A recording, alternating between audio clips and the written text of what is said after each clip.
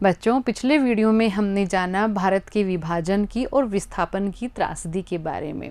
अब हम जानेंगे रजवाड़ों के विलय के बारे में कि हमने अच्छे से जान लिया था कि किस तरह से विभाजन के एक कटु सत्य से हमें गुजरना पड़ा था और किस प्रकार से हमारी सरकार ने उसका समाधान किया था। जो विस्थापितों की समस्या थी, किस तरह से उसका समाधान किया गया था। अल्पसंख्यकों को किस तरह से हमारी सरकार ने भारत का नागरिक बना लिया था। अब हमारे सामने समस्या थी रजवाड़ों के विलय की।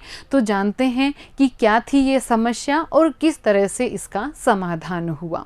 देखिए, जो ब्रिटिश इंडिया था, अर्थात आज़ादी से पहले जब अंग्रेज़ हम पर राज किया करते थे, उस वक्त हमारा ये इंडिया दो भागों में बटा था। पहला था ब्रिटिश प्रभुत्व वाले भारतीय प्रांत, ऐसे प्रांत जिन पर कि अंग्रेजी सरकार का सीधा नियंत्रण था, वो कहलाते थे ब्रिटिश प्रभुत्व वाले प्रांत। यानी कि इन प्रांतों पर जो अंग्रेजी सरकार थी वो अपना सीधा नियंत्रण रखती थी, वो अपना सीधे तौर पर शासन चलाती थी। एक और दूसरा भाग था ब्रिटिश इंडिया का, वो था देसी रजवाड़े। देसी रजवाड़े भारत का वो भाग था जहाँ पर राजा राज्य किया करते थे और अब वो राजा अंग्रेजों के अधीन यानी कि अंग्रेजों के नियंत्रण में राज कर रहे थे। यहाँ पर ब्रिटिश सरकार का सीधा राज नहीं था, सीधा नियंत्रण नहीं था, अपितु ब्रिटिश सरकार का राजाओं पर नियंत्रण था और राजा अपने घरेलू मामलों का, घरेलू प्रशासनिक व्यवस्थाओं का कार्य स्वयं ही कर रहे थे ब्रिटिश नियंत्रण में। तो इन दो भागों में हमारा भारत बटा हुआ था। एक था ब्रिटिश प्रभुत्व वाले भारतीय प्रांत और दूसरे थे देशी रजवाड़े। इन देसी रजवाड़े थे, इनका जो साम्राज्य का 1/3 हिस्सा था वो देसी रजवाड़ों के अंतर्गत आता था। उस वक्त भारत में कुल 565 देसी रजवाड़े थे जब हम आज़ाद हुए थे 1947 में। और भारतीय जनता में हर चौथा व्यक्ति यानी कि भारत की जनता का हर चौथा व्यक्ति किसी न किसी रजवाड़े की जनता था। ये देखिए आपके सामने मानचित्र है विभाजन से पूर्व का कि किस तरह से हिंदुस्तान में ये जो ब्रिटिश प्रांत थे और ये देसी रजवाड़े थे। ये जो यहाँ पर हमें दिखाई दे रहा है येलो कलर में, वो था ब्रिटिश इंडिया और ये जो पिंक कलर में दिखाई दे रहे हैं ये थे देसी रजवाड़े। तो आप साफ देख पा रहे हैं कि कितना बड़ा भूभाग ऐसा था जो कि देसी रजवाड़ों का था, अर्थात देसी रजवाड़ों के पास कितना सारा भूभाग था। तो अब समस्या क्या हुई? ठीक है, हिंदुस्तान आज़ाद हो गया, कुछ भाग देसी रजवाड़ों के पास था, कुछ भाग सीधा ब्रिटिश आधिपत्य में था। तो आखिर दिक्कत क्या हुई, समस्या क्या आई? तो देखिए क्या हुई समस्या। समस्या थी ब्रिटिश सरकार की घोषणा। क्या थी वो घोषणा? वो घोषणा ये थी कि भारत पर ब्रिटिश प्रभुत्व की समाप्ति से, जैसे ही भारत से ब्रिटिश प्रभुत्व की समाप्ति होगी, अर्थात अंग्रेज भारत को अपनी सरकार सौंपेंगे, उनको आज़ादी देंगे, उसके साथ ही ये देसी रजवाड़े हैं वो भी ब्रिटिश नियंत्रण से मुक्त हो जाएंगे, आज़ाद हो जाएंगे।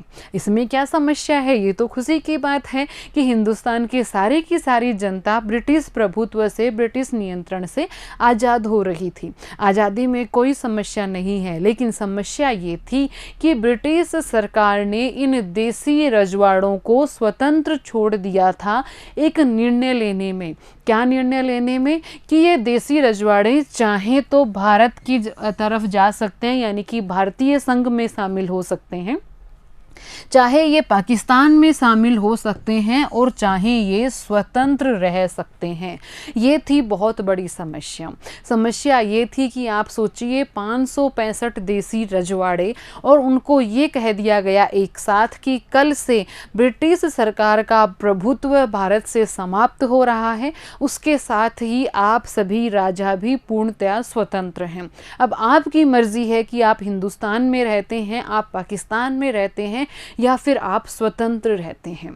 और इस घोषणा के साथ ही, क्योंकि ये निर्णय राजा को करना था, उन रजवाड़ों की राजा का, जो राजा वहाँ का था उस रजवाड़े का, तो इस घोषणा के साथ ही भारत के ऊपर खतरा मंडराने लगा सैकड़ों टुकड़ों में टूट जाने का। क्योंकि यहाँ आप देख पा रहे हैं कि जो राजा है उसको निर्णय लेना है कि वो भारत में जाएगा, वो पाकिस्तान में जाएगा, या फिर वो स्वतंत्र रहेगा। तो बहुत सारे राजा स्वतंत्र रहना चाहते होंगे, बहुत सारे राजा भारत में मिलना चाहते होंगे, बहुत सारे राजा पाकिस्तान में मिलना चाहते होंगे।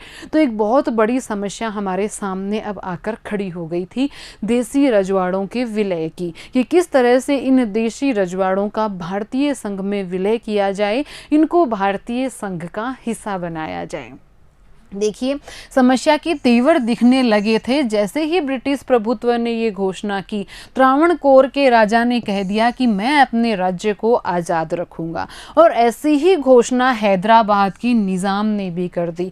भोपाल की भी यही मंशा नज़र आने लगी थी। तो जैसे कि हमने बात की थी, 565 देसी रजवाड़े थे, और बहुत सारे राजाओं के मन में ये बात आने लगी कि क्यों हम भारत में मिले, क्यों हम पाकिस्तान में मिले, हम वापस अपनी जनता पर पहले की तरह शासन करते हैं, हम स्वतंत्र राजा बनते हैं।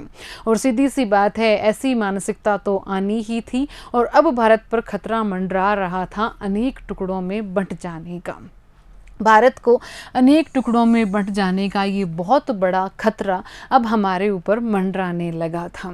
और सरकार का क्या नज़रिया रहा इसके प्रति? इसके प्रति सरकार ने कठोर रुख अपनाया, कड़ा रुख अपनाया। मुस्लिम लीग ने इसका विरोध किया। सरकार ने जो देसी रजवाड़ों के विरुद्ध कठोर रुख अपनाया था, मुस्लिम लीग को ये बात हजम नहीं हुई। मुस्लिम लीग ने इसका विरोध दर्ज कराया। सरकार पटेल ने रजवाड़ों को भारतीय संघ में शामिल होने के लिए राजी कर लिया। और ये बात हम सभी जानते हैं, बहुत बार हमने पढ़ी भी है, सुनी भी है, कि भारत के एकीकरण में सरदार पटेल का बहुत महत्वपूर्ण योगदान था। तो सरदार पटेल ने इन रजवाड़ों को भारतीय संघ में शामिल होने के लिए राजी किया था। भारत सरकार कुछ इलाकों को स्वायत्तता देने के लिए भी तैयार थी, जैसे कि जम्मू कश्मीर। भारत में शामिल होने के लिए भारत सरकार ने ये भी एक तरीका अपनाया, यानी कि विभिन्न तरीकों के माध्यम से रजवाड़ों का भारतीय संघ में विलय किया जा रहा था।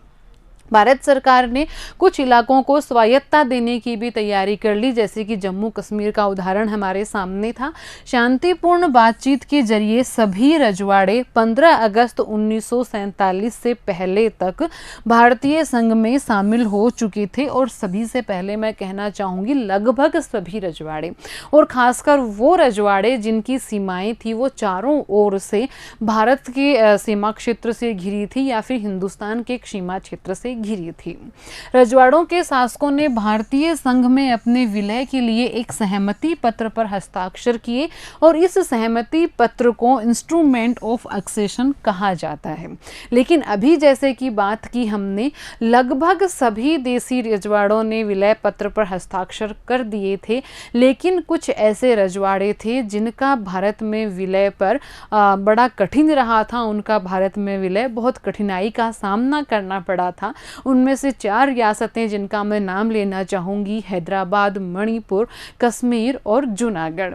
यहाँ हम अपने अगले वीडियो में पढ़ेंगे हैदराबाद और मणिपुर के विलय के बारे में, जबकि कश्मीर के विलय के बारे में हम अपने चैप्टर 8 में पढ़ेंगे। तो देखा आपने किस तरह से देसी रजवाड़ों के ऊपर ब्रिटिश प्रभुत्व का नियंत्रण समाप्त होने के कारण हमारे ऊपर अनेकों टुकड़ों में बंट जाने का खतरा मंडरा रहा था, और जिसका समाधान बाद में हमारी सरकार ने किया, और भारतीय संघ में सभी रजवाड़ों का विलय किया गया। बातचीत के द्वारा किया गया, या फिर स्वायत्तता प्रदान की गई, या फिर सैन्य कार्रवाई की गई। लेकिन हम भारत को और ज़्यादा टुकड़ों में बंटने से रोक पाने में सफल हुए। लेते हैं क्वेश्चन आंसर्स। पहला क्वेश्चन है, भारत की स्वतंत्रता के समय भारत में कितने रजवाड़े थे?